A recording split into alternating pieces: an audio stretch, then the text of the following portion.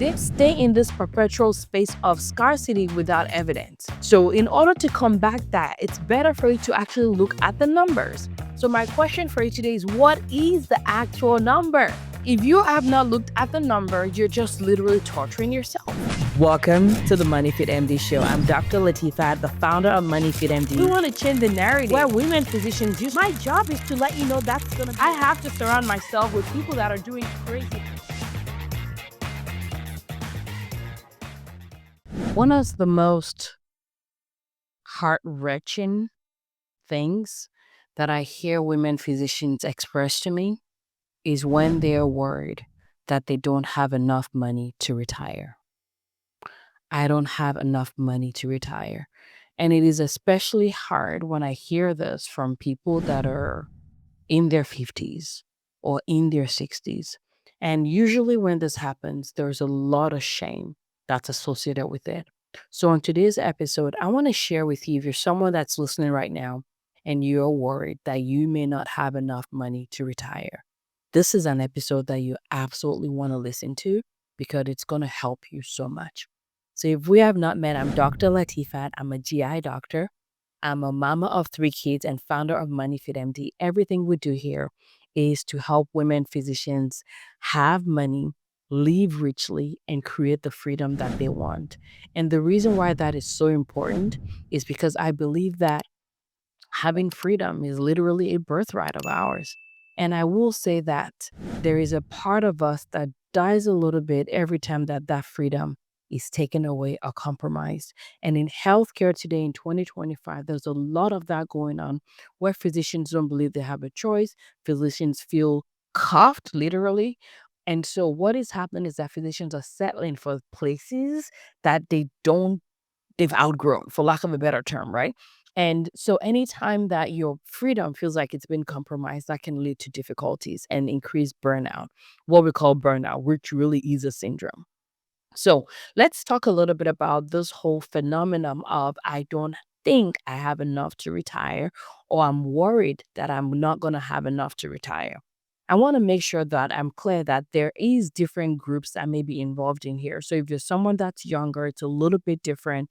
And I want you to, it's a little bit different. And the goal for you is you want to learn about how to manage the income, how to earn well, how to manage the income you're earning so that you can actually invest and grow and grow and grow, so that the fear that you may be having right now at a younger season in your practice, in your career, actually it becomes a fuel that helps you take action, so that whenever it is that you want to retire, that's no longer a problem.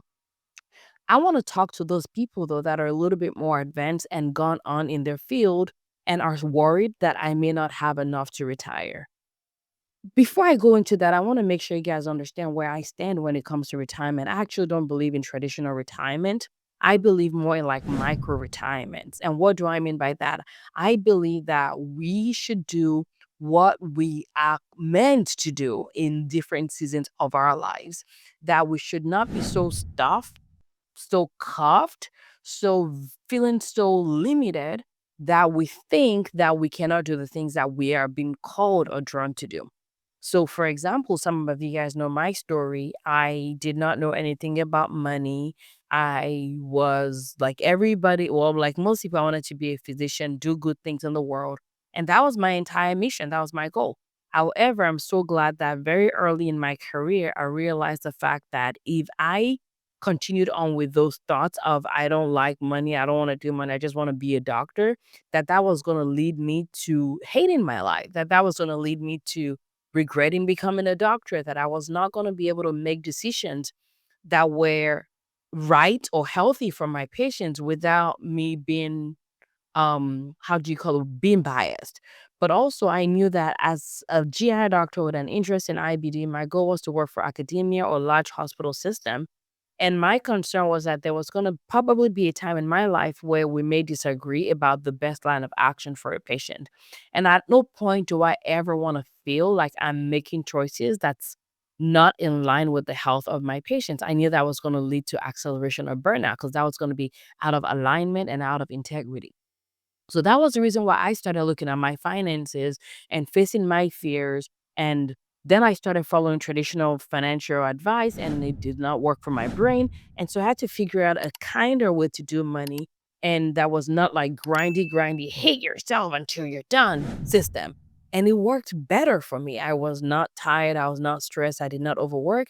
I paid off my debt even faster than I planned using that system.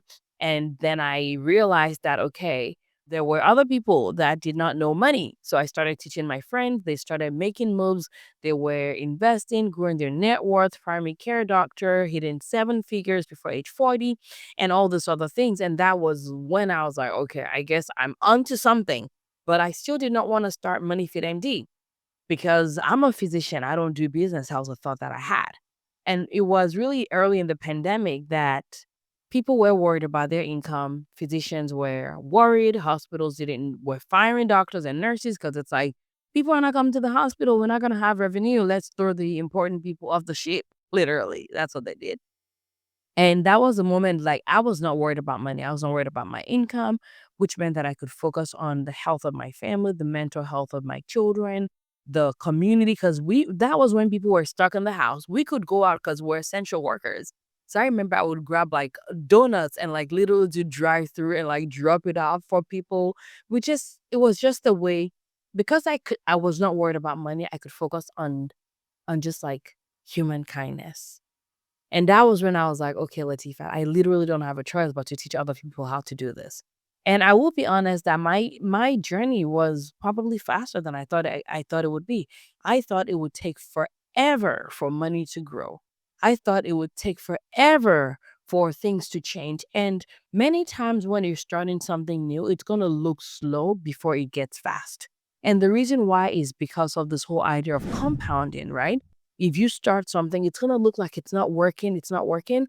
There is this whole idea. I mean, I'll give you an example of it. If you're trying to like break down a wall, for example, the first punch of what first blow is probably not gonna break it down, right? You have to like keep banging on it. And at some point, one punch of whatever your axe or whatever tool people use will now make it actually fall.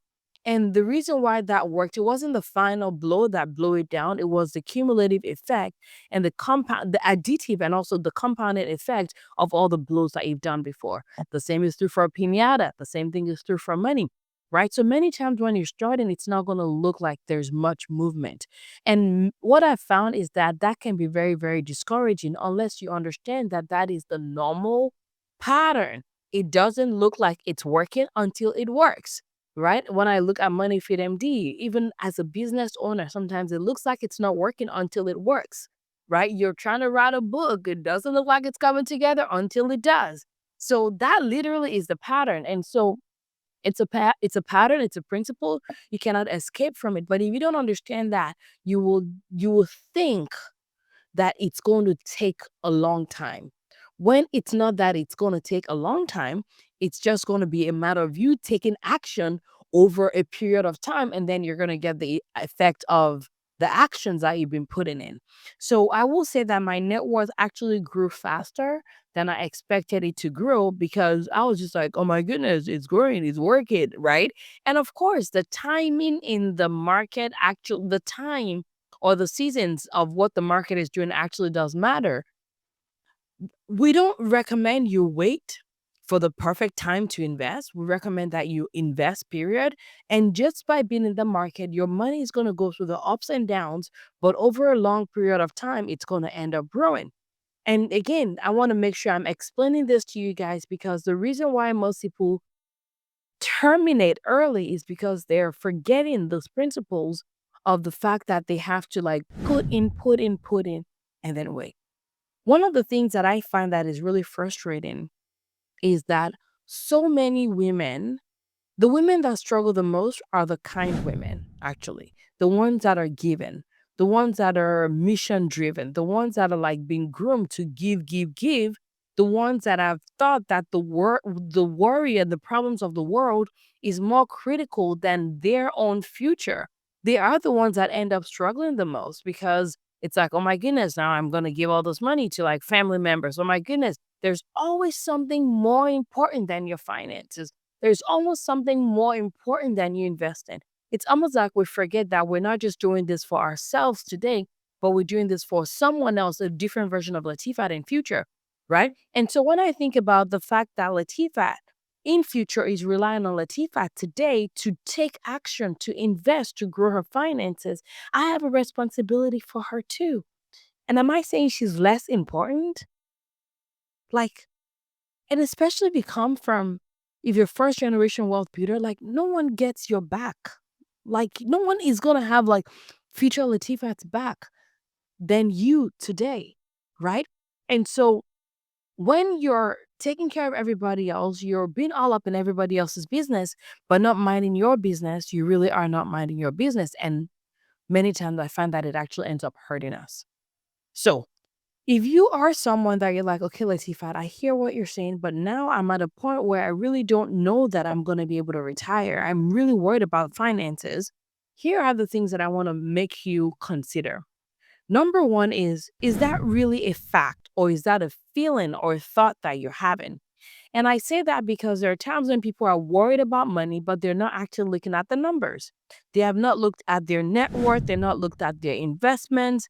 They have not looked at what their pension is, what that's going to look like. They have not done those things.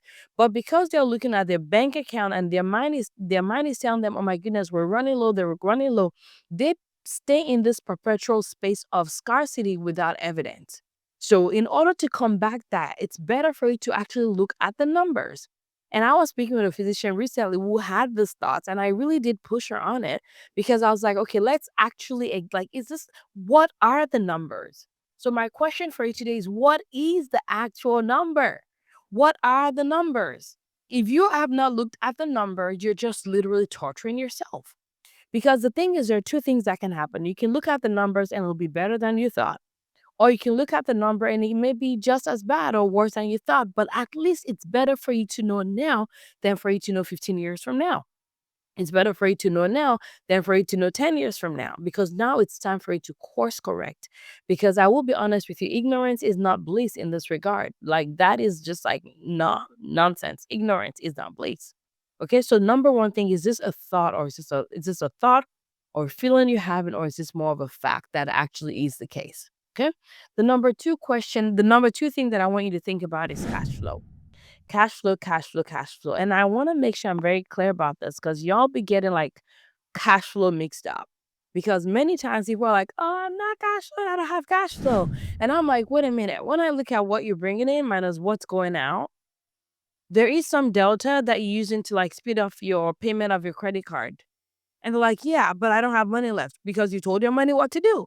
You telling your money where to go. Or someone's like, well, I don't have money left. I don't have money left. Wait a minute. You've invested in like three passive investments.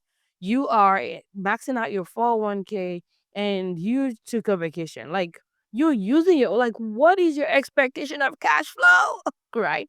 And so when I'm talking about cash flow, I'm talking about what's coming in minus what is going out on the regular maintenance of your household. The more the delta between what's going in and what's going out is, the more you can have money that you can actually put to work. So how do you increase that delta? I did a podcast episode on this, which is I believe episode right before this one. I'm gonna have my team make sure they put in the chat, in the summary, in the notes, this episode that I'm talking about cash flow. But you're looking at that delta, and the way you increase that delta is by earning more, optimizing what you're earning through negotiation, multiple sources of income, strengthening the leg of the income you currently have, or by decreasing the essential things and the things that are like your fixed expense, your month-to-month fixed expense. So things like your mortgage, your or rent, things like your electricity, things like school fees, childcare. Like, what are your fixed expenses every month? The higher that fixed expense every month is, the harder it is. And I'm actually going to just go ahead and even push a little bit more right now. There's some of you guys that are listening to this that have your kids that are your expenses, and these kids are grown. You have family members that should literally not be on your expense sheet because they're grown, they're able-bodied, and they need to like go work. We have to be very, very careful, guys. And I know that I'm saying this a lot because it's come up a lot. A lot. Where I've literally met physicians that are like, Latifat, I'm struggling when it comes to money. I don't have My net worth after like 25 years in practice is less than $1 million. My kid is on my payroll, literally, like, even though they're W-2, my kid is on, like, maybe not payroll technically, but I'm paying for my kid's house, and I'm paying for my kids' electricity, my, like, all of that. And it's like that failure to launch stuff is becoming a leak in your bucket, right? So I was just coaching someone recently who, for them, it was their family member. And I'm like, you need to, like, give them like 2 months notice. Yeah, 2 months notice. I ain't gonna pay. They can work. There are people that are feeding their family on Uber. There are people that are feeding their family on Lyft. There are people that are like, you, how can I give value and earn? And I know that it's not easy. There are different circumstances that can be contributing, but you need to stop being people's primary source of income that are not creating value in exchange for that money. I'm just being real, because this is part of why some of the net worth gaps or wealth gap exists, because the responsibilities you carry is literally killing you and drowning you and slowing you down and preventing you from growing. Right? That's why you're tired. That's why you're stressed. You're not sleeping well at night. They all look at you. They think they have it. You haven't made. But the truth is that you are struggling. And this is part of why. So that cash flow is something that you need to make strong, because when you have that delta, then you can now start to invest that delta to help you accelerate unhelpful debt payoff, to help you also accelerate your growth when it comes to investment. Because again, it's not that it takes a long time, it takes shorter time than you think when it comes to net worth growth. To be honest with you, at the beginning, it's going to feel like it's going to take longer. But if you just let it ride, at some point, you're going to look and go, oh my goodness, how did this happen? Okay. And then the third tip that I want to have for you is like turning your liabilities into assets. So, what do I mean by that? Liabilities are things that decrease in value over time, things that keep you stuck at your job. I call them liabilities. And things that increase your net worth, that increase your wealth ability, things that helps you be less stuck. I think about them as assets. So, your primary home is not necessarily helping you with freedom. So it is a liability. It doesn't put money in your pocket. It is a liability. And so the question becomes, how do you take some of this liability and turn them into assets? So, for example, maybe you're someone that you have a house that has a casita. Can you rent out the casita? You have an in-law unit. Can you do that? Can you rent out the casita for long term? Can you run it down for short term? We have friends that have been able to do things like rent out the casita and actually pays them. It pays for like more than half of their mortgage. Those are things you can do. I've had clients or people where they had casita and they had family members that were staying there for free. And the question becomes like, how long do you want that to continue for? Especially, it's different if you're in a place where you can do that without it affecting your net worth. But when you're doing that and it's causing you to live paycheck to paycheck, it's causing a strain on you, then it's time for you to start asking certain questions.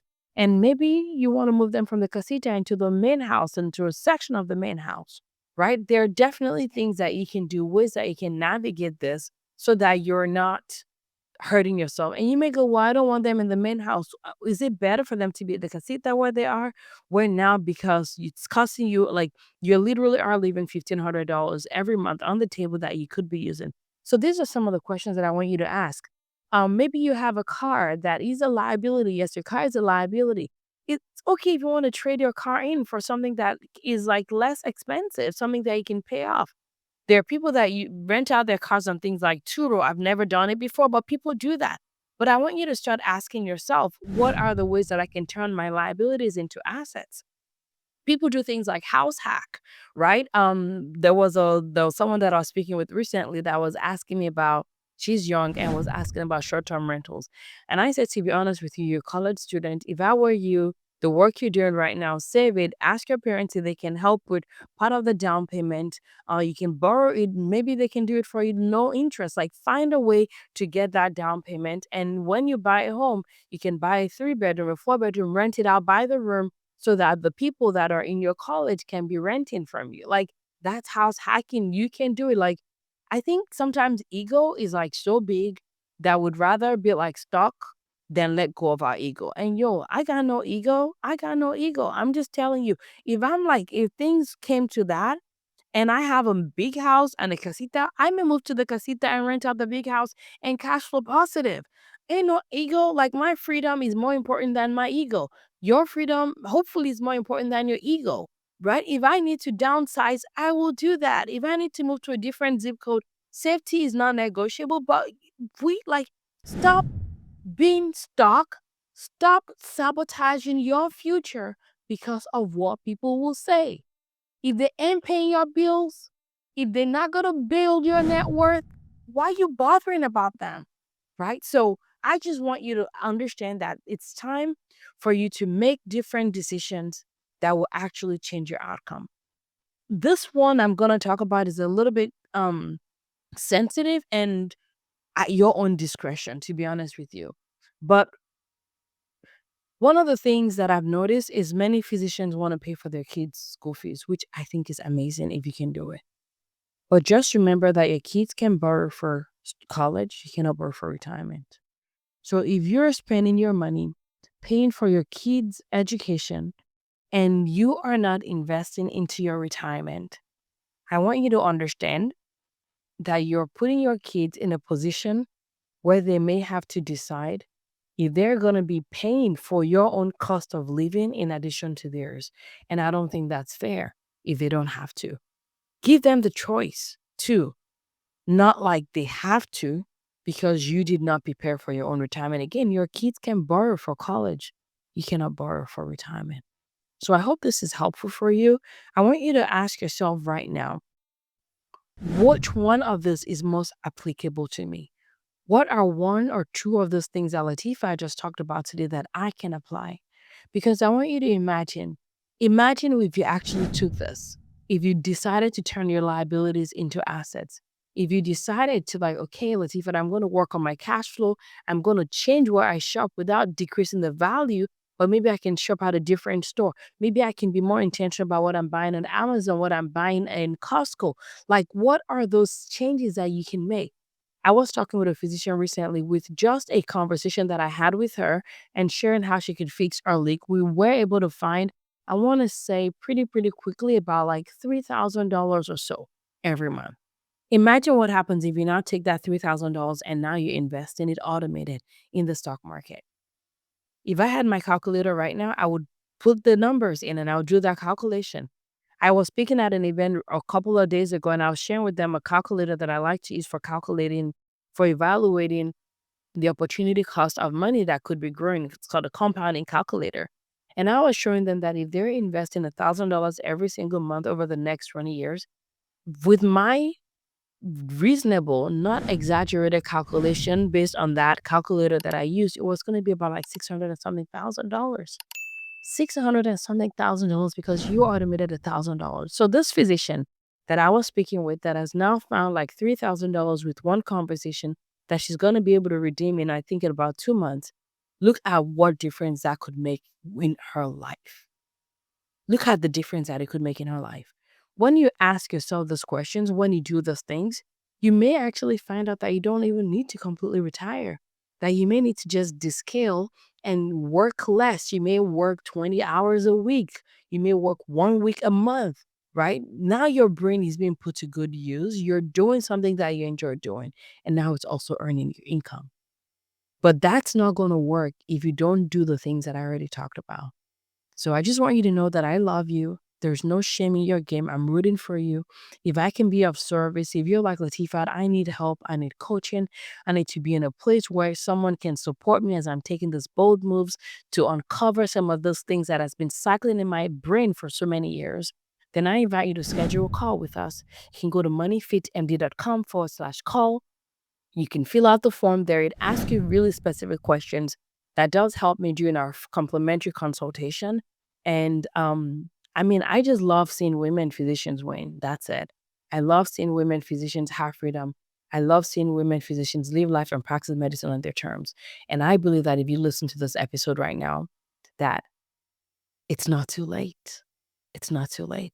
And if you know any women physicians that can benefit from this conversation, please take this and share a link with them. And if this is helpful and you take action, which I hope you do, then let me know. You can send me a message. I love getting your messages on Facebook and Instagram. I celebrate you. It gives me deep joy. And there's nothing that says thank you more than when I get your messages, when I leave your reviews, and when you share with others in your life. Listen, you found me. Maybe you found me while scrolling. Maybe someone told you about me. But don't let this end with you. Go ahead and share this with other women physicians just like you. You never know whose life you may be saving by sharing the message of financial hope. Hal, I love you. I'm rooting for you, and it truly is an honor to be in your ears. I'll see you in the next episode. Goodbye.